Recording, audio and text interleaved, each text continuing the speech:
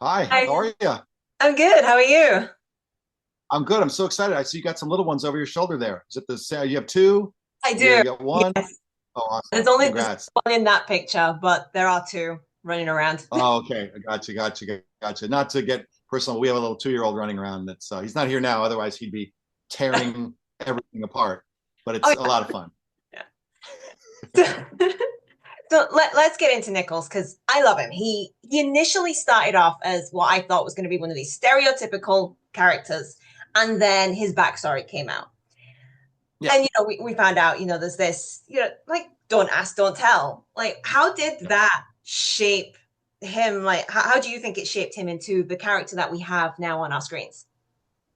I'm so happy that they put that in. I met with the writers before the season started. They had all the actors sort of in for whatever, like an informal, and they were kicking that around, and that just really made a lot of sense to me. If they were going to make Josh military, this would have been the '90s, and this would have been Don't Ask, Don't Tell, and this would have been something about himself, a big piece of his identity, whether he was accepting of it or not back then. But how could I take that information and sort of, you know, I don't know, make it make sense to me? Well, boy, Josh, to me, if you're under those circumstances, and maybe you're afraid of others, seeing you for as you are, why wouldn't that propel Josh to be the absolute best and leave no doubt that not only is he the best, but he's better by a mile. He'll crush you physically. Um, he'll be the best marksman. He'll be the best in shape. Like to me, that made him, kind of built a wall around him, if you will, to sort of hide the tender center. I don't know how else to describe it. And so when Josh, to me, decided to go into surgery, well, why not be the top of the field? I could be I could be an orthopedic surgeon, or I could be a neurosurgeon. Why not be the best of the best? And so, to me, again, it's sort of trying to leave no doubt in anyone's mind that the thing that's most sort of interesting and important, to know about Josh is not, who he's into or who he's attracted to or who he sleeps with, but that he's the fucking best at what he does. And don't look over here, look over here. And I'm sorry to use an expletive there. I feel very, very passionate about, like, this little thing about him that he probably had a lot of shame about, and he was told wasn't good enough, and he was told to hide. Well, let me just put that in a box and go do my thing, over here, and blow you all away. So that's what I took from that bit of information.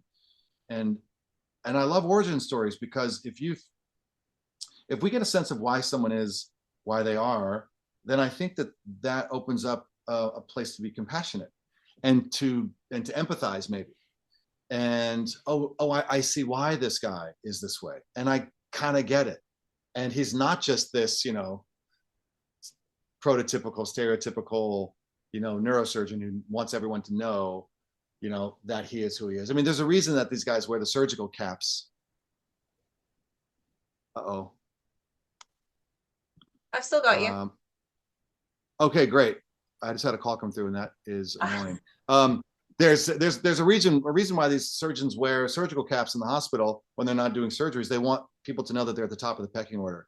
And I imagine that there's, even now with Josh, like a vulnerability he doesn't want to have or expose himself to. And so these are the things that we do as humans to sort of, wall ourselves off. But I think it can help, you know the audience make sense of who he is, and then we see why this person is how he is. And also, as the episodes go on, we see that there's a more playful side, and there is a more vulnerable side. But I'm very excited, if we're lucky enough to do another season. I'm very excited to hopefully explore that a bit more, and explore all of the characters on the show and their sort of their greater depths. Yeah. There's a beautiful moment in episode 7 where Wolf and Nichols are talking about what makes a good doctor. And Yeah. you come out with this brilliant line of, listening to the patients is what makes you a good doctor. Can you talk on that at all? I think we all have sort of our ideas, right, of what a good doctor ought to be. But I really think when we remember why we're in the field, me and all the other doctors, but as an actor trying to put myself in the shoes of a doctor, it's patient care. It's for the patients. I mean, even if it may have started as like, I'm going to be, I want to be the best. I want to be a neurosurgeon. I don't think it's like, well, I want this for and only for my ego. I'm sure ego is a massive component of, rising in the ranks. That and like, revenge and retribution. I'll show them. But I think I think it's easy to forget the reason that doctors are there in the first place. Not to, do the additional procedures so they can add more money to the bank account, but because they, particularly, I think in our case, it's because they actually give a damn. And that, of course, starts with Wolf, who's, he wears that on his sleeve. So, I mean, it's funny. There are moments where you're questioning, even like, Jacob, though this guy was a quarterback at Notre Dame and now he's kind of like decides to, because that didn't work out, kind of slumming it as a doctor type of thing. Even he has to show us that he really wants to be there and he needs to be there because it's what he feels his calling is. There are moments as we get on in the season where those things start to come into sharper focus, but yeah, it's always about the patients, and that's what I think we do really well on the show is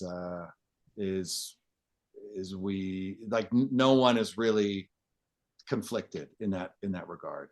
It does make the something like Roman's decision hard though, because we think, well, we know what's best. Here's the result that we want to see. We want to see Awakenings, the movie. We want to see him, rehabilitated / recovered / out of the bed and leaving the hospital on his own 2 feet on his own free will. Like, we want the happy ending, but for Roman, this is the happy ending. It's not the happy ending that we would have wanted, because it doesn't look how we wanted it to look. But if we can just put our stuff aside and our own agendas around, the outcome needing to look like this, and we just listen to the patient, that's who we're there to serve. And that's what episode 7 is about, the conflict, a lot of the conflict around like, no, especially Wolf, no, this is not how it's supposed to be. This is not the best outcome for you. But the best outcome for him is the one that he decides to have. And Wolf comes around to that. It takes a while, but he eventually comes around to it. And then everything breaks wide open. Well, let's talk about the kiss at the end. You had so many emotions on your face in that kiss. Like, there was like confusion, really? Happiness. Oh yeah, that's what I saw. I was like, there's so many. I can't wait to see it. Yeah. But I was like, did you and Zach talk about this? Like, how you were going to play it out? What was going on before the scene, before you filmed it? That's such a great question. No, we didn't. No, like there was no. In fact, I do remember that and I'm so glad you said like confusion, because I remember trying on a bunch of different things, because it really is this. It takes me by complete surprise. I mean, I know it's coming, right? I read the script. It takes Nichols by complete surprise, as it should. This is so beyond the relationship these two have ever had before. It's been warming, and there's tension / attraction there, deep respect and admiration. But that's not at all what I expected to happen out in the open as well, on a busy New York street corner. So there was no discussion beforehand. I remember it was a sunny, warm day, and the street was crowded with all of our crew, and they were shooting across the street. They had a camera close, but also they had a camera across the street, and there were some people stopping to watch. And I just remember standing there, kind of waiting to start, and thinking like, the beauty of this that's about to happen is I have no idea how it's going to go down. I don't know how Zach's going to kiss me. And that's exactly how it would be. I wouldn't know. I wouldn't have practiced this. I wouldn't have talked about it. It needed to be this degree of surprise. And I don't know that any of this went through Zach's head.